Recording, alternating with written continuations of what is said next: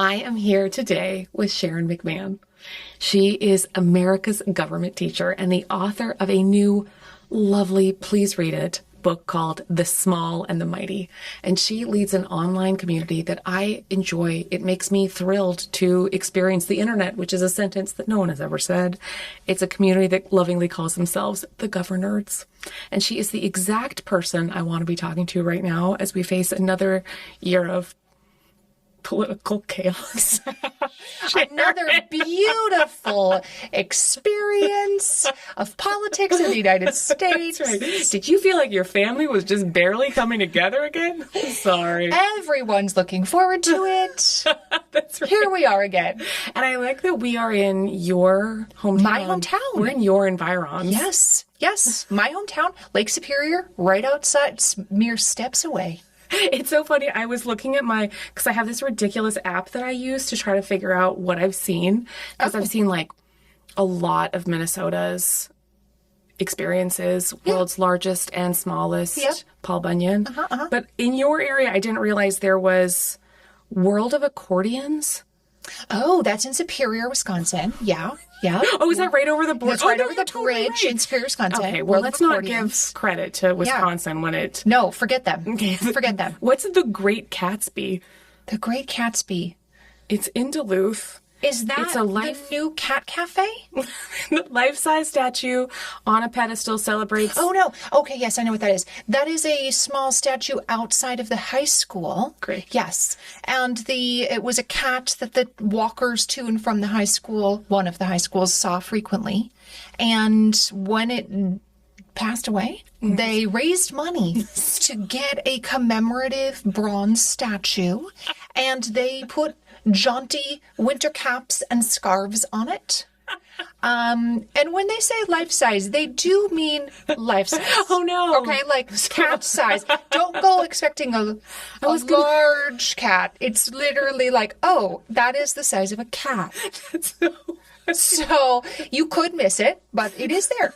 Yes. I know what you're talking about. We did just get a cat cafe, so I was like, is it the cat cafe? It's my allergy nightmare. I'm like, I love cats. I'm so allergic. And you grew up here, right? I did grow up here, and I moved away. When I grew up, I moved away, moved to DC, moved to California, and then moved back. It's like a real special spot. When you encourage people to rediscover the glories of Duluth it's like I went to school in Minneapolis where I was, just like to pause on the words, considered an international student and I had to attend international student orientation. Did they offer you a translator?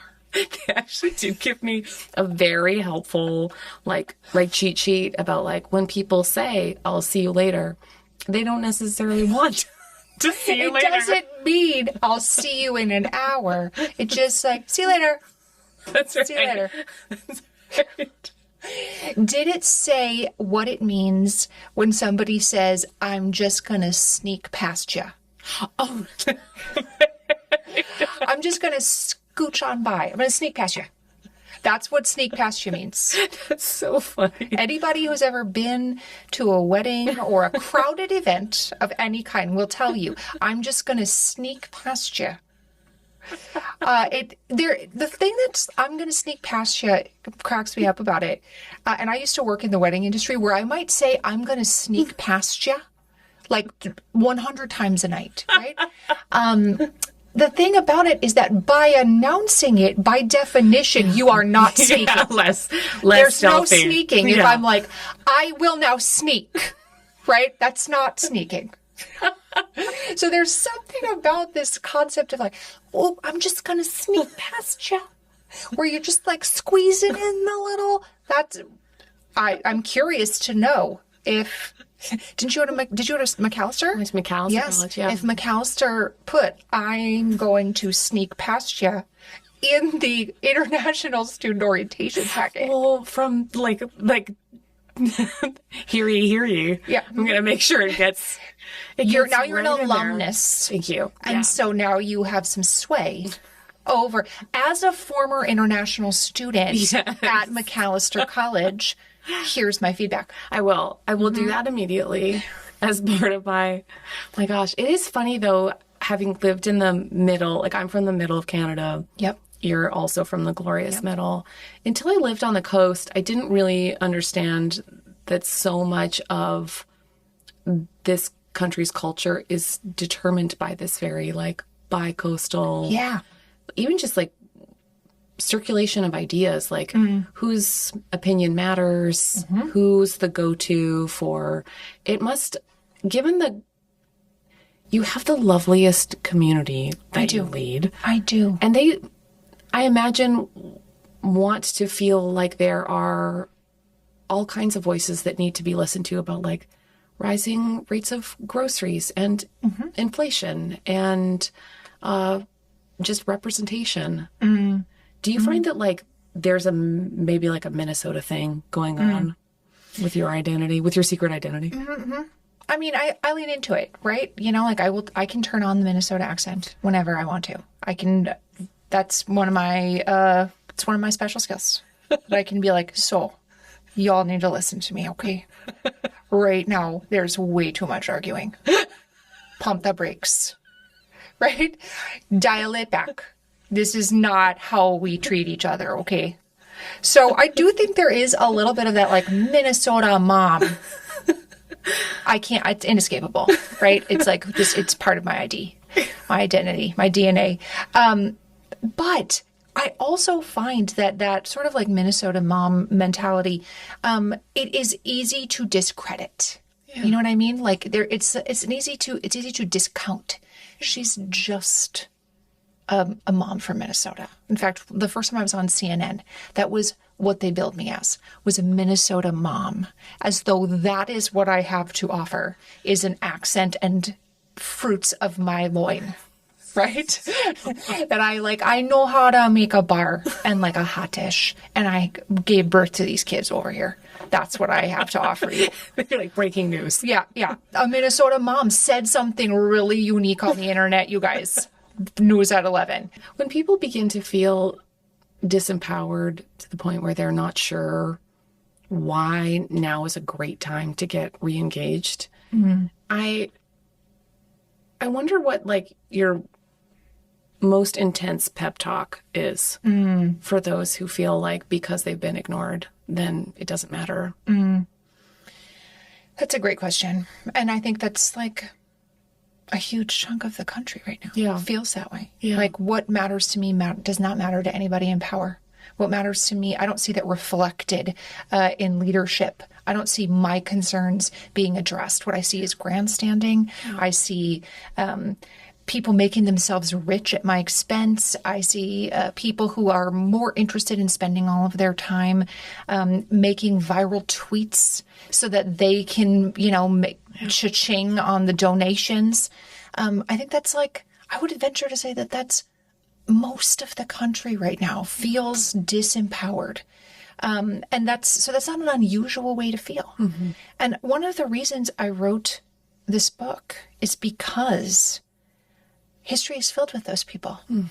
All we have to do is just open the door a little, and there are tens of thousands, if not millions of people who have felt the exact same way, who literally just kept putting one foot in front of the other and had hope that someday our collective small efforts would matter. And had they given up, had they said to themselves, forget it, it's pointless. Our people will always be enslaved. Our people will never have the right to an education. Women will never have the right to vote. Nothing that I do will make a difference in the grand scheme of things. If our sort of collective community of ancestors, for lack of a better term, if they had said to themselves, forget it, we would be missing out on such an incredible opportunity today, right? We would not have what we have today. When women just show up to vote, roll up in your car, get out of the car, run in, grab a ballot, vote in, or back in your car in 5 minutes. That took decades. It took the concerted effort of thousands of people, 80 years to make that happen. So my biggest pep talk honestly, is to have faith that your contribution absolutely does matter, that drops make an ocean, that this is the weight of the world is not on your shoulders. It's not on Kate's shoulders or Sharon's shoulders or anybody else's shoulders, that all of the problems of the world are not yours alone to fix. Yeah. And I think we can look around and so easily see thousands of problems that need to be fixed. Yeah. Everything from international conflict to homelessness to the person who lives down the street who's sick. There's an endless number of problems that need to be fixed. And we feel like we're doing it wrong if we are not personally addressing all of those problems. And so I think it really helps to remember, this helps me at least, that we are all given talents, desires, interests. You know, you have academic interests that have led you to study certain things throughout your life, right? I have academic interests that have led me to study certain things. I have interests in terms of groups that I'm interested in helping or causes that are near and dear to my heart. I would posit that we are given those things for a reason. And that reason is part of where we are supposed to make an impact, that we can't fix it all. Mm-hmm. And so if we let go of the idea that I'm doing it wrong if I can't address income inequality, global world hunger, international conflict in the Middle East, if I can't address all of the issues at my child's school, I'm not making a difference. Mm-hmm. But you're not meant to fix it all. That's actually, anybody who says I alone can fix it, like that person has always been a dictator, Kate, right? That person has personality disorder. Yes, that person needs psychological inpatient treatment.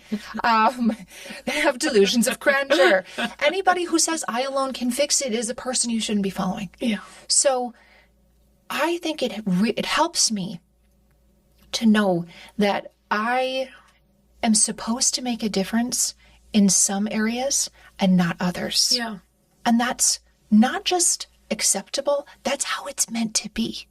That's how it's meant to be.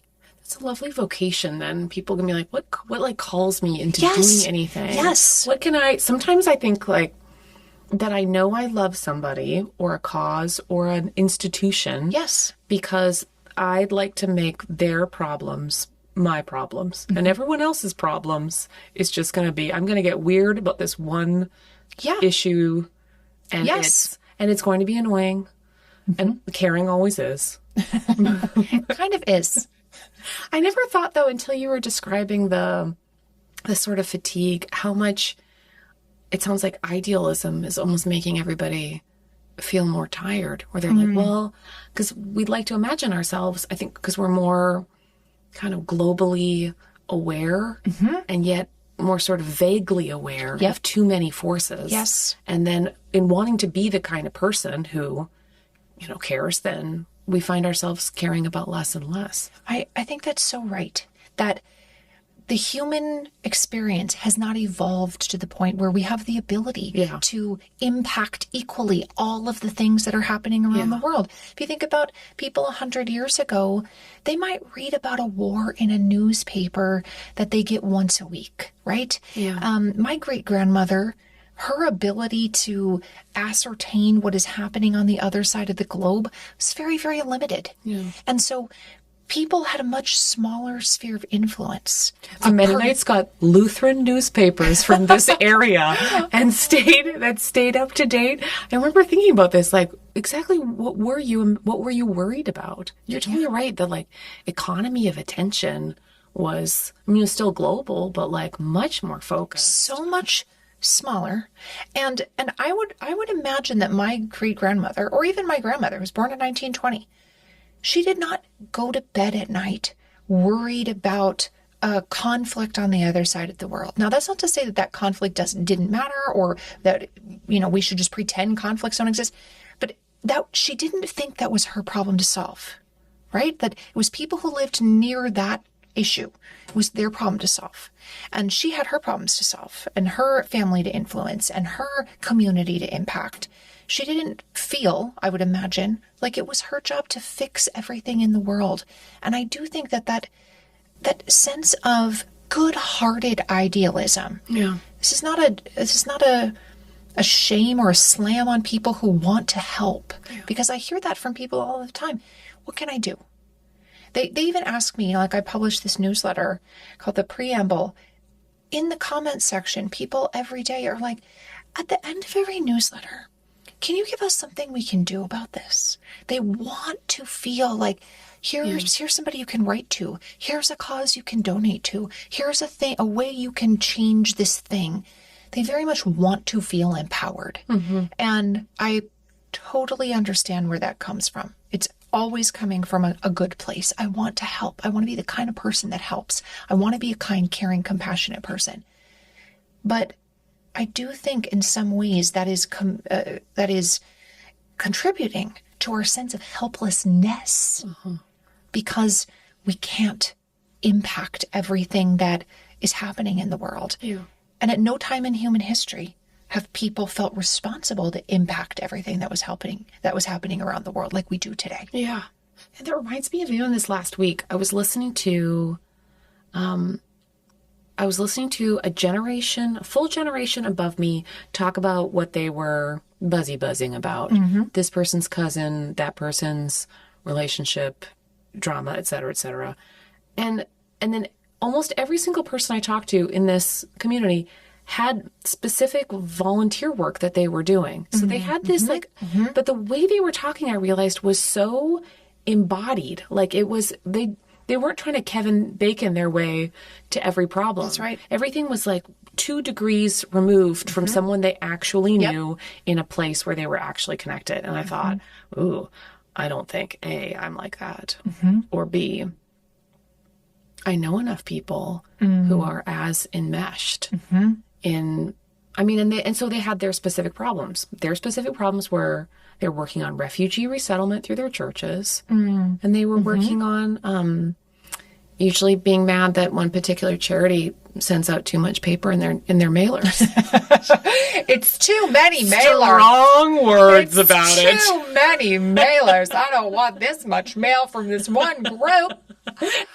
You know, my husband's mother, my mother-in-law, who's since passed away, when she retired, her husband worked for the federal government, so they moved around the country all the time. But when they retired to the small town that she grew up in. And when I say small town, I mean like fewer than 1,000 people. Yeah. Very small town in the South. And she, over the course of her retirement, she retired when she was relatively young and healthy, and she had a long, long life living in this small town. She and her friends slowly took over that town. I would like somebody to make a TV show about Nancy and her friends, okay? Because this woman slowly took over the election board, the library board, the school board, the community center. Name any small town organization, she was at the helm of it or was best friends with the woman who was. This entire town was basically being run by a bunch of 65-year-old women.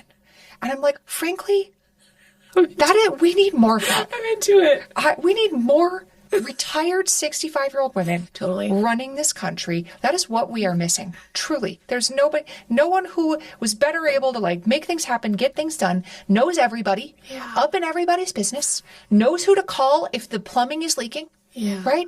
Knows all the things. It's such a good analogy for what we wish we could do with policy. Yes. It would be nice if we knew who to call, who's going to fix this plumbing. Yes, precisely. And so, but she was very concerned with her community. Yeah. But she did not feel it was her responsibility to become the Secretary of State. Yeah. Do you know what I mean? She was not like, let me fly around the country, around the world, and be like, meet with Muammar Gaddafi. No. You know, like she... like it was wait for Gaddafi. No, he's dead. But you know what I'm saying? Totally. Like she did what she could. Yeah. Where she was with the resources available to her. Yeah. And she made a huge difference in that community. She and her friends, she then enlisted her friends, right? And she and her friends did far more than than she alone could have done. I like this caring small. I like that. I find that so, because I feel ridiculous most of the time when just in general, but especially when trying to solve a, I don't know, intractable problem. Right. Like, how do we fix the global banking crisis? I have no idea. Yeah. I'm the wrong person to ask about that. I feel like I'm constantly crying over single-use plastic because I'm like in a situation where I'm like, I am not in charge. Right. I'm not doing enough. Right. What am I supposed to do about coal-fired power plants in China? What am I personally supposed to do about that? Yeah. And yet I'm supposed to lose sleep over it. Right. And so we're asking people to lose sleep over something they cannot have there's no possibility for them to impact that thing. Yeah. That's not to say that we shouldn't care about the environment and that somebody shouldn't be talking to China about their coal-fired power plants, but that person is not me. Okay? I have other jobs. I care about other things. I have other skills. I have other education. I have other spheres of influence. Yeah. It's not speaking to Chinese billionaires. That's not my sphere of influence. Nor is it yours, I would imagine. You don't know me. You don't know nothing about me. No. One of the things she always told me about when somebody in their town died. Yeah. All of the other people in the town, and of course this is sort of a gendered perspective, small town in the South, born in the 1930s, women cleaned, right, and cooked. That was the idea. But everybody in their town would, while they were at the funeral, while the family was at the funeral, would go to the person's home who had experienced the loss and completely clean the house from top to bottom. Like 10 people who probably barely knew you because they were not at the funeral, right? They weren't close enough to you to go to the funeral. Yeah. 10 people would descend on your house so that when you got home 2 or 3 hours later, your house would be completely clean and your fridge would be full of food. And this was the culture of this small town. And yes, small towns can be toxic, and we've all seen the movies, But they won't let you dance. Right, that's right. But I love this idea that you are connected to other people in your community, even if they're not your best friend, even if they don't have dinner at your house on Saturday night, that the right thing to do is to care for someone in their time of need. Yeah. And everyone knew that when you left for the funeral, you left your back door open because you knew that people were going to show up. Mm-hmm. And I love that. Yes. I think we've gotten away from that, and we now just doom scroll about all of the problems that we can't fix. That's right. Instead of addressing ones that we can. One issue that's really important to you is the eradication of medical debt, and your governors have been... We have forgiven so much medical debt. I know. I mean, it really does help that we partner with this incredible organization, Undo Medical Debt. But we've forgiven over $300 million of medical debt. Holy crap. Mm-hmm. And you can make an argument that medical debt shouldn't be a thing. Like, I don't disagree with you. Sure. Everything that can domino its way back into, I guess I have to get a medical degree and then start my own hospital and then create a different system. That's right. That's right. Sometimes people are critical of other people's efforts because they don't believe that what they're doing is changing the system sufficiently, right? So should we say to, Corrie ten Boom, the Jews that you saved by hiding them in your home, it didn't stop Hitler. That what a waste of your time. Nobody thinks that, right? The people who, do we say to Harriet Tubman, the people you saved on the Underground Railroad, you didn't end enslavement. Sorry, wasn't good enough. Yeah. Right? We don't have that belief about people who we hold up as heroes from the past. But yet we want to apply this standard to people today. Yeah. You're not doing enough to address the systemic issue of A, B, and C. Mm-hmm. So your efforts are in vain. Yeah. Yeah. And that's very discouraging to people. Yeah, really. Yeah. It really is. But everything you care about, insufficient. Insufficient. What you did means nothing. Good try, but no. Especially, too, when we've had, medical debt is something that I have. The very first time I got sick, it almost bankrupted my family. Mm-hmm. and being in this sort of gaping hole of biocapitalism and not having any structural solution, it's been really meaningful for me to know that there are people out there working on structural solutions while then I can just be at that moment like the patient. Yeah. Yeah. You know? Yeah. I look at these things, working on, the acute issue and then working on the chronic issue, that those are things that should both be happening at the same time. Yeah. Right? And maybe chances are good that your interest in a topic is in one lane or the other. I liken it to a patient comes into the emergency room with a gunshot wound. And while they're doing the imaging of like, where is it? Can we get it? Etc., they discover that this patient has cancer, right? The patient needs to live through the night in order to treat the systemic issue, the chronic issue of the cancer. We need both. We can't just be like, I'm really sorry you're bleeding, but the cancer is, till we cure cancer, big pharma, you know what I mean? Like, that idea is stupid, right? That's stupid that we would let people die because big pharma, right? Like, also, whenever I'm sad, if you could just say big pharma in that voice, it would make me really happy. Big pharma. You've been working on this long before your husband needed. Yeah. Was that you? It was pretty recently that your husband had it was very dramatic, and was it surprising too? Oh yes. He for anybody who doesn't know, he went to his normal yearly checkup 1 year and was fine.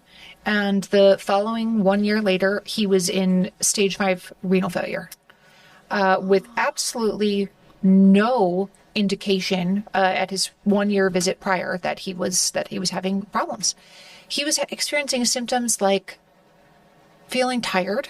Like it was hard like he'd get to the top of a set of stairs and be like, why am I so tired? But just thinking, maybe I'm not in shape anymore. Maybe I need to work out some more. Like not attributing it to any kind of systemic issue. He goes to this visit and the doctor called him right away because, when you go to your yearly physicals, you get blood work. Yeah, you get paperwork later. Yeah. The doctor called him immediately and was like, you need to come right back in, because they wanted to ensure that there was not a lab error, right? And like not a mistake in what they were seeing. Oh my God. So they repeated the test and it found the same thing. And they got him an emergency referral to a nephrologist. And that was a few days later after that. And so from the time he went in for his yearly physical till the time that he saw a nephrologist who said, you need a kidney transplant, was less than 10 days. Oh my God. To go from 0 to 60 was very shocking. Of course, he by all appearances was healthy and had been perfectly healthy the year before. Yeah, there's a whole process for how you get a kidney transplant, and ultimately, my mom ended up donating a kidney to a stranger. This is the mom that I was telling you about before my one and only mom, donated a kidney to a stranger so that Chris could get a kidney from a stranger as part of a donor chain. Oh my gosh. And he is now coming up on his 4-year anniversary of his kidney transplant. Oh my gosh. Yeah. And we did hear from his kidney donor, who is what they call in the medical community a Good Samaritan donor. That's the actual term that they use, is a Good Samaritan donor, where somebody donates a kidney or a portion of a liver into the donor pool system without an intended recipient. Just like somebody out there could use this portion of my liver or could use one of my kidneys, and you, group whose job it is to figure these things out, will choose who this should go to. And he was a 26-year-old electrician from Texas who was working on a job inside of a hospital, listening to a podcast while he's working. And the podcast episode was talking about living organ donation. I don't know what podcast it was, but he thought to himself, I could do that.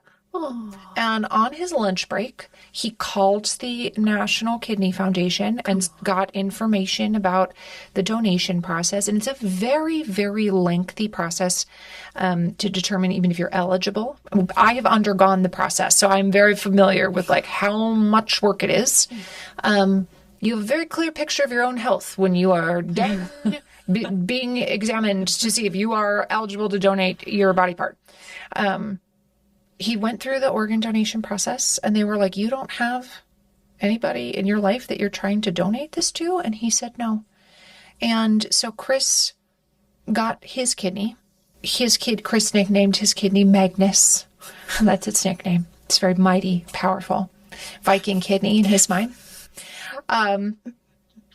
And we heard from his donor, and his donor was feeling frustrated that they were going to make him wait a full year before he could donate a portion of his liver. okay. He thought he'd be able to do it after 6 months. And they were like, you really should wait a year to like fully recover before you do that. And he was like, I just kind of wanted to do it like now. Oh my gosh. So my mom's kidney went to somebody in Wisconsin. We don't know who. And, you know, all that stuff is confidential. And if the donors and recipients want to get in touch, that's done through, you know, a social worker at the donation or at the transplant center. So we don't know who her kidney belongs to now. Yeah. But yeah, pandemic was a very challenging time. Oh, man. It's challenging when you are immunocompromised and will be forever, and there's nothing that will ever change that. You have to be immunocompromised to be able to have this donated organ. And at the beginning of the pandemic, when there were no treatments or vaccines or anything available for anybody yet, people with donated kidneys had a 30% mortality rate. So if you contracted COVID, you had a 1 in 3 chance nearly of dying. And amongst the people who did not die, a very significant portion of those people lost their donated organ. So the pandemic was a very isolating time for us because of his very, very real medical issues, not some perceived theoretical issue, but a very real chance that he could die, leave his young children, and yeah, the pandemic was challenging for everybody for a variety of reasons, but this was like another layer on top of it. Yeah. And to see people through the lens of how, whether they cared about the immunocompromised during that time, the ways in which they cared, the ways in which they didn't care. Imagine that it's difficult to know how to love people when you're desperate for the kind of grace that makes your life possible.